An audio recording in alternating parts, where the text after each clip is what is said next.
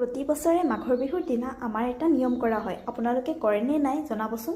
Good morning সকলোকে। আজি হৈছে মাঘৰ বিহু আৰু আজি আমি যাৰ ঘৰতে নাযাওঁ কিয় পিঠা লাডুটো খাবলৈ পামেই।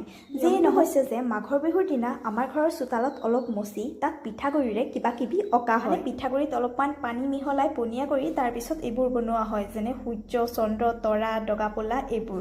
তাৰপিছত দেউতাই গৰুক পিঠা খুৱায়। মই সৰুৰে পৰা দেউতাক এইটো নিয়ম কৰি অহা দেখিছোঁ। এইবাৰ যিহেতু মই আঁকি আছোঁ তো মই ইমান এটা আঁকিবলৈ নাজানো আৰু তাতে আকৌ যিহেতু আমাৰ চোতালত গোটেই বালি বালি হৈ আছে সেইকাৰণে অঁকাটো ইমান ভাল হোৱা নাই, হ'লেও মই এবাৰ চেষ্টা কৰিছোঁ। বছৰ মায়ে বনায় আৰু মায়ে বহুত ধুনীয়াকৈ বনায়, কিন্তু এইবাৰ মায়ে পুৰা পিঠা বনোৱাত যিহেতু ব্যস্ত হৈ আছে, আমাৰ আগদিনা পিঠা বনোৱা নাছিল, আজিহে বনোৱা আছে, সেইকাৰণে মায়ে যিহেতু পিঠা বনাই আছে আৰু মই সেইকাৰণে এইটো কৰি আছোঁ। কাৰ ঘৰত এনেকুৱা কৰা হয় জনাবচোন বাৰু। আৰু চক মোক কৈ দিবৰ কাৰণে বৰমাও ওচৰতে ৰখি আছে আৰু মোক কৈ আছে এইটো বনা বুলি। আকৌ পিছত অঞ্চিকা আহি এইবোৰ কি বনাইছে বুলি সুধিছে। দেখিবলৈ যিহেতু ফুলৰ নিচিনা লাগিছে তো সুধিছে কি ফুল এইবোৰ। আজিৰ ব্লগত ইমানেই, লগ পাম আকৌ নেক্সট ব্লগত। Bye bye.